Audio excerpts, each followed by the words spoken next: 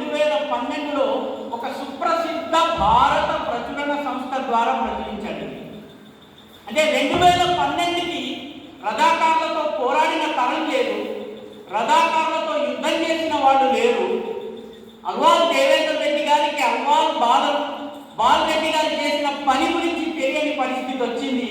ఆ సమయంలో లండన్ నుంచి పుస్తకం వచ్చిందండి. దాని తర్వాత వచ్చినటువంటి పుస్తకం దీన్ని ఏది నురాని రాశారు. ఏది నురాని రాసిన ఈ పుస్తకం పేరు డిస్ట్రక్షన్ ఆఫ్ హైదరాబాద్. దీని అర్థం ఏంటండి అంటే హైదరాబాద్ యొక్క విధ్వంసం ఎవరు చేశారు? భారత సైన్యాలు చేసినాయి. ఎందుకు చేసినాయి? నిజాంని అణిచివేసేది. కాబట్టి భారతదేశపు సైన్యం చేసిన విధ్వంసానికి ప్రతీకగా ఈ పుస్తకాన్ని ఆయన ఇంగ్లీష్లో రాస్తే దీనిని హైదరాబాద్ నడిబొట్టు మీద సర్వాధిక రిలీజ్ చేశారు 2013.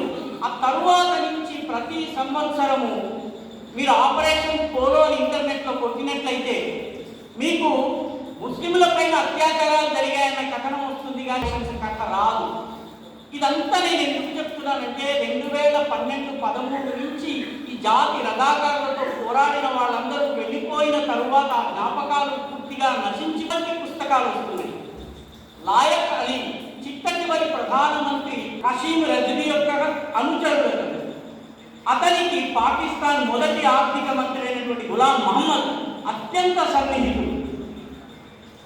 మనం మర్చిపోతున్నాము, వాళ్ళు మర్చిపోలేదు. కాబట్టి ఇప్పుడున్నాయి ఏడాది ఒక పుస్తకం వస్తుంది. ఈ నేపథ్యంలో వాస్తవమైనటువంటి కథనాన్ని చెప్పేటటువంటి ప్రయత్నము ఈ పుస్తకం చేసింది. నిజానికి ఎండపడిగా ఏదైతే ఉందో అది కూడా దొరకడం లేదండి. నా దగ్గర ఒక పాత చినిగిపోయిన కాపీ ఉంది, దాన్ని చూశాను.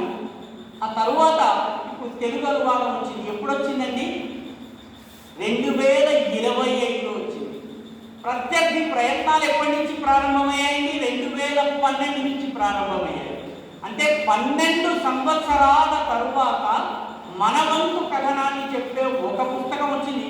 మధ్యలో భాస్కరేవ్ గారు రాసినటువంటి నిజాం నియంత నిజ స్వరూపం పుస్తకం